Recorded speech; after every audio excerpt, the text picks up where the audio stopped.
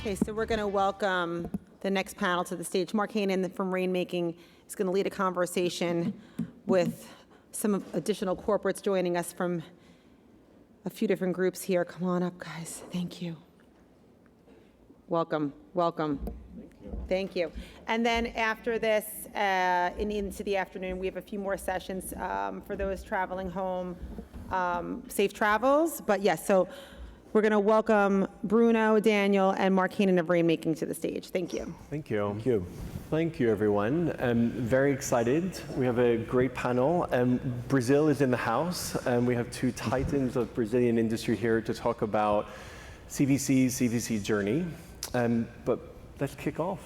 Yep. I want to hear about both of you. So why don't we start with you, Daniel? Tell me about your company and tell me about what your CVC does within that company. Sure. Pleasure to be here. So Embraer is the third largest manufacturer of aircraft worldwide, is the global market leader for regional aviation, one of the top players on executive jets, also a big player on defense. So pretty diversified already in its core business, maybe the more diversified aircraft manufacturer out there. And we started our CVC journey in 2014. We were probably the first, or among the very first companies in Brazil, in Latin America, to launch a ventures operation. It was a very interesting story because it did not come as a demand from our board. It was actually an innovation idea, entrepreneurial idea from an employee who specialized in venture capital, and he provoked the company, a company that is so strong on technology, R&D, depends a lot on our way to understand what's happening out there and building for the future, that venture capital would be an essential tool to make it happen. And ultimately, our entrepreneurial program supported this idea to be, prepared to be taken to the board and was approved. So we launched our very first fund together with the Brazilian National Development Bank as another LP, the Brazilian Federal Innovation Agency. I know those are two partners of That's right. Petrobras new fund as well, and also the Agency for Development in the state of São Paulo. So the other LPs were non-strategic, were more like governmental agencies, bodies fostering the maturity of the ecosystem. And Embraer was really the strategic LP in that fund. Which proved to be very valuable to us. Of course, we like to believe it was also helpful for the Brazilian ecosystem to start maturing and understanding the value of CVC. And well, fast forward to today, 12 years later, we're now invested into 6 funds, 2 in Brazil, 4 in the USA, investing globally. We also have the ability to invest directly into startup. We do have one case of that. So that's a bit of our journey. Yeah. We're going to get into a little bit more of a lot to unpack there. Right. Bruno, you're a new fund. So talk us through Petrobras and your new fund. Right. So thank you for having me here. We are starting this journey. In Petrobras, for those who doesn't know, it's an oil and gas company. Owned by the Brazilian government. We are the largest oil and gas energy company in Latin America, probably the largest in market cap also. So we have been doing a lot of innovation initiatives, a lot of innovation with startups. We started in, I think, 2016, 17, something like that, our venture client unit, so we have progressed with that. In 2018, we joined a fund, an international fund, as an LP partner. So it's called the GCVI Climate Investment, together with a lot of other oil and gas major companies. So we invested in this in 2018. That was like the first, I would say, move. But that was a very like conservative move. It was dedicated to develop a climate tax, and then passed some years, and we have the new strategic plan, when this strategic plan, we have a lot of possibility for energy transition, and Petrobras want to be in this energy transition, explore those opportunities, and then we saw the opportunity to build this fund together with the National Development Bank, together with an innovation agency there in Brazil. So we are together building this fund, which is more related to energy tax, I would say, right? That can help us and will help them to explore opportunities on this energy transition. That's the main objective for this. And if you think about the fund, what was it that your board said yes to? Why were they so excited about a CVC?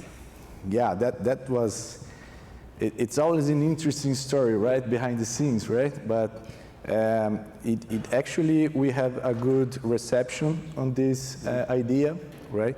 Because it makes a lot of sense to, use CVC as this tool that can, bring strategic insights for the company. And for us, that we have like a huge plan, a lot of capex involved, we think this can be actually something that help us to position in a better way in the transition, the energy transition, right? So it was very, I would say it was welcome. Welcome. Right. And you were saying, Daniel, that it was an employee that really drove innovation to kind of bring CVC to the mix. Talk me through how they, how did they convince people that this is the right thing for you to do? Back at the time, one of the strategic challenges that we had was related to diversification. Yep. Finding new revenue streams, understanding adjacent markets where new emerging technologies were creating, fantastic opportunities, but at the same time, maybe significant threats if we were not, somehow following up with the right speed. Yep. And that, I believe, was one of the major triggers for the idea to be approved. We had a big support, big sponsorship from our defense unit, for example, which was very interested to explore new areas like space tech, cybersecurity, drones. This was 2014. Yes. But they already realized, yes, this is happening, and it would be a very interesting way for us, without betting the company or modifying our core strategy, but bringing valuable intelligence to inform our strategy and define our next steps. Yeah. So that was a big push, I believe, in the beginning. Yes. But one of the interesting things about this long journey is that, of course, the strategy of the company changes, evolves over time, and CVC is one tool to serve the strategy of the corporate. Yes. Right? It's not a VC, it's a CVC. Therefore, we need to understand if there's a shift in strategy, if there are new priorities, how can CVC then realign the portfolio and serve the new strategies, which is always a challenge because we have, some time with the companies we invested on. There is some maturing time that is needed. So this is part of what we've been managing. And over those 12 years, how many iterations of your fund strategy have you had? I would say at least one major one. Yeah. That's better than I thought. Better than I thought.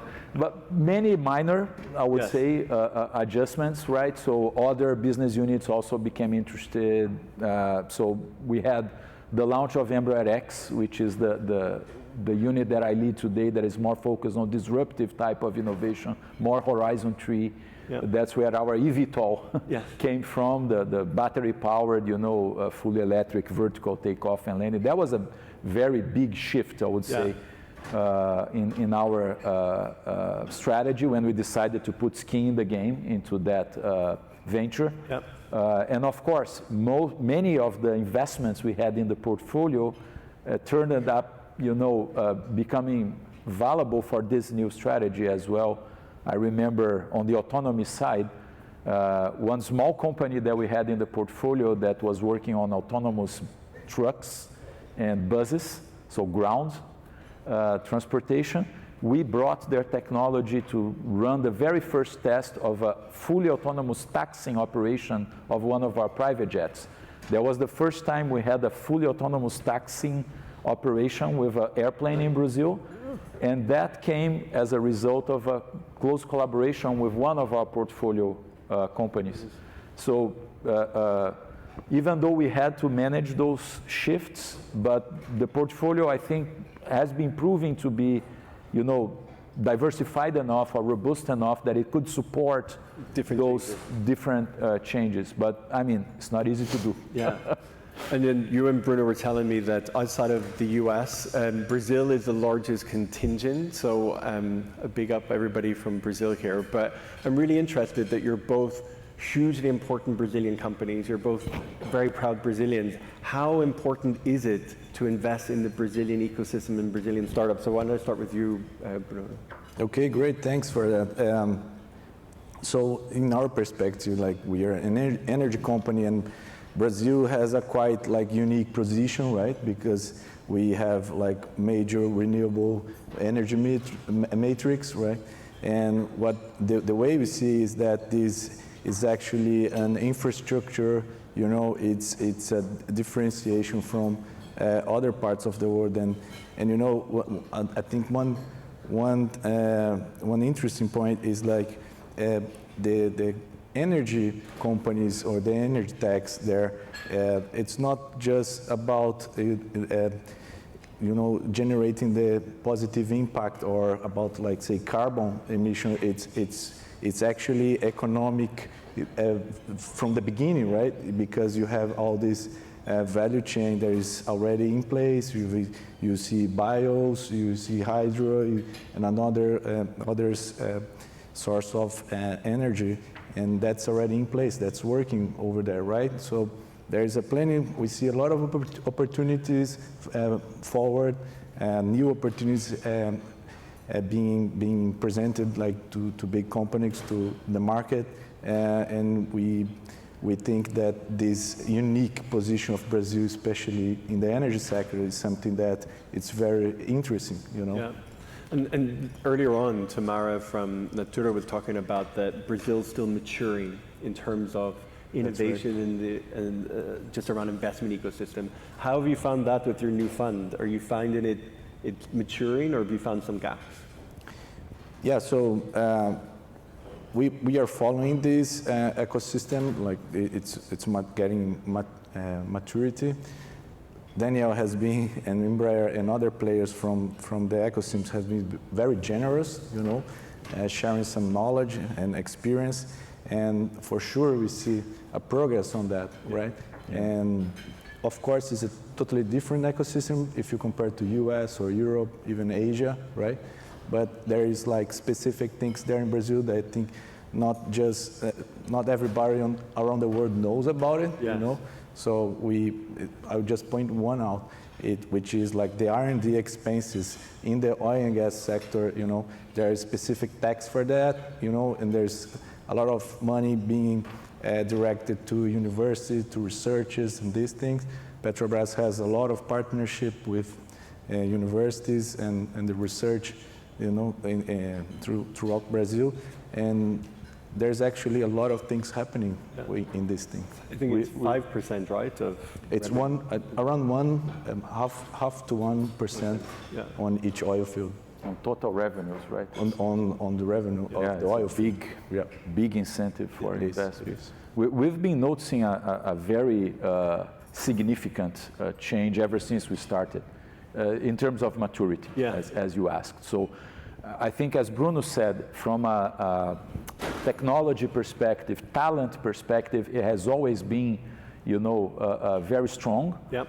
But there was a piece missing, which was exactly the risk capital, the evolution of the capital market to support the entrepreneurs, especially from the early start. Yeah. So this is something that has been changing a lot.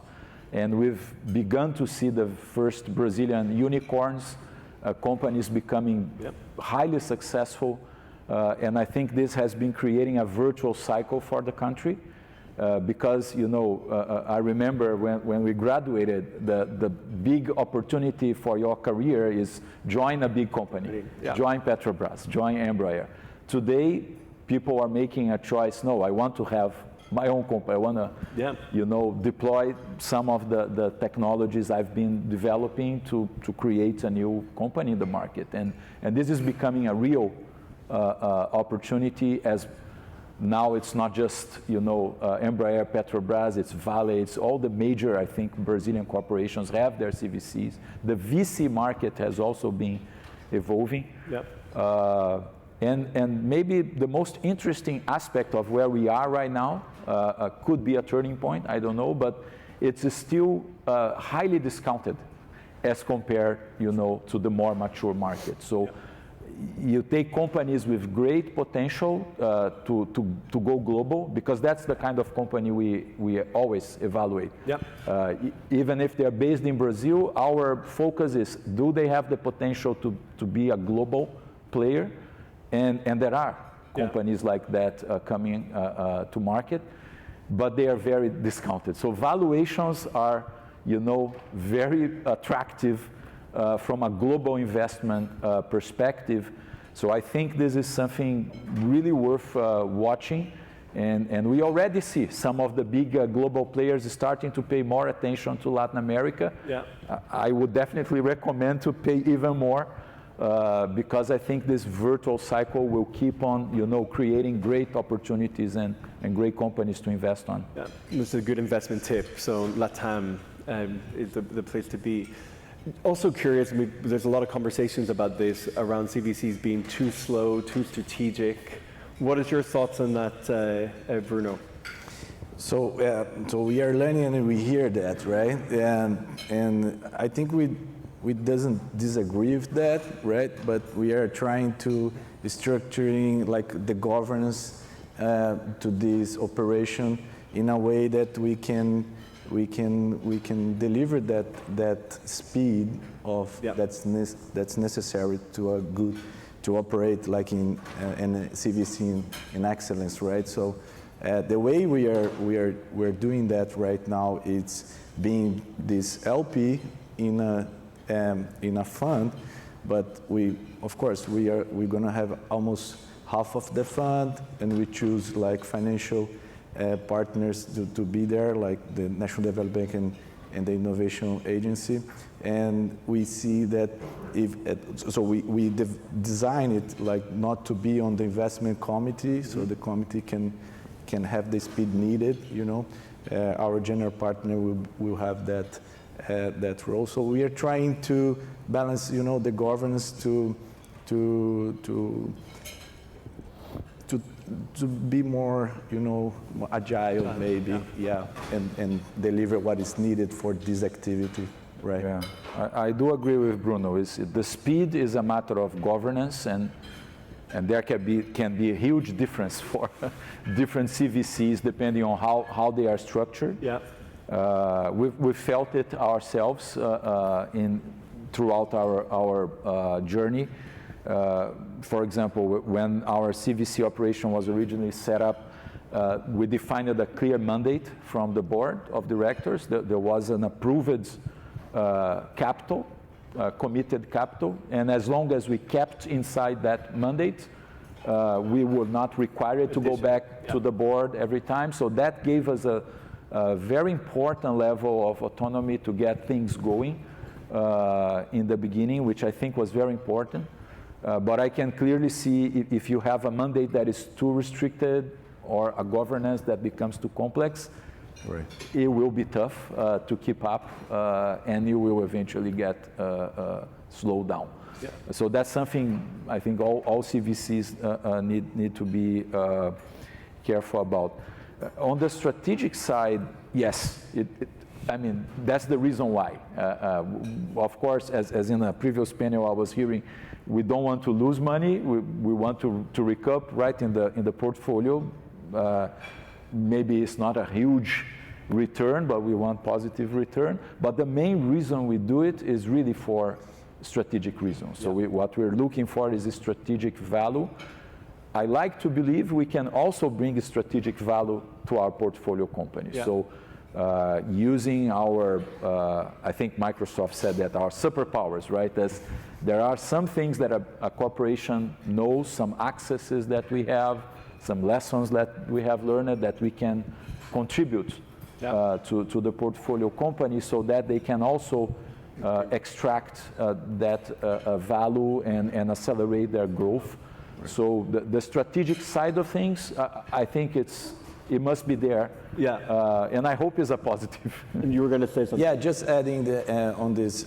So I told about the governance inside, like the fund and this decision, but also the governance inside the company, right? So what we are seeing is that of course, we are a big corporation. We have a lot of process, a lot of bureaucracy sometimes. But what we need to do is like establish new process, establish new bureaucracy sometimes. Yeah. But that could speed up what the process that we need to occur, to have those synergies, you know, like to capture the strategic benefit, of course, but also to be able to use those superpowers, the capabilities that we have, that we can actually take those capabilities and use it in favor of the portfolio companies. That's not an easy thing to do, right? You have to manage with a lot of internal partners and establish like new rules to be able to do that. Yeah.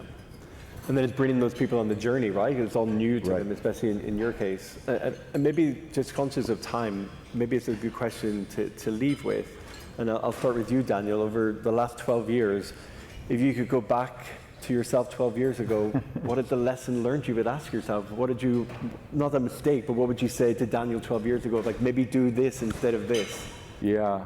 Well, I think one of the key success factors is really about the company understanding the value, the why. Yes. Why have a CVC? Why do we set this up? How do we bring value back? And of course, when we launch the fund, it's a big effort to get all stakeholders, you know, aware and convinced. And after the fund is launched and we get the mandate and we start operating, we start investing, forming the portfolio, I think there is a natural trend to say, okay, now everybody understands, everybody's aware, and we are supported. And that's not necessarily true a long time, because again, the strategy may change, organizational changes are common, people may change positions, you know, and I think this is a constant effort of the CVC unit to keep informing, educating the new stakeholders, the decision makers about, you know, going back to the reason why, and it has to be kind of a continuous effort. So this, I think, would be the advice I would give my own team and myself if I could go back in time.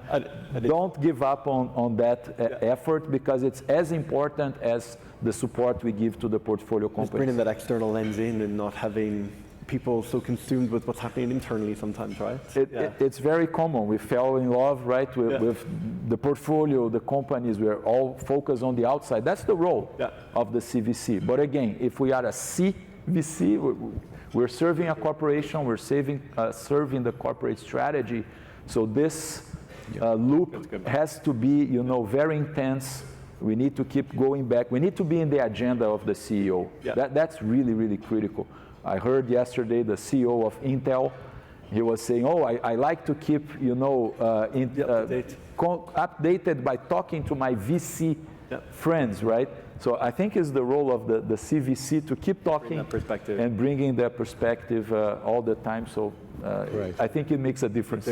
And Bruno, yours is maybe a little closer. I don't say it's a traumatic event, but what would you say to yourself 18 months ago, 2 years ago, as you're trying to get this set up?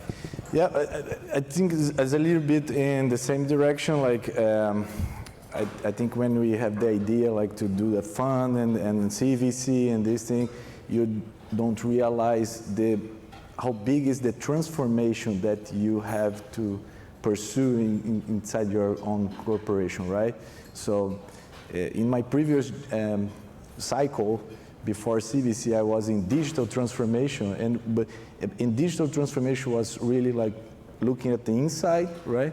We were transforming a lot of things, and we were very concerned and aware of this, the energy that we need to put to transform the corporation, right? But what I didn't know is like CVC had that too, you know, the internal, but also the external, right? So it's double. Yeah, but it's like a huge transformation. You have to be aware that you're gonna spend a lot of energy, you know, shaping your mothership to plug in this thing, right?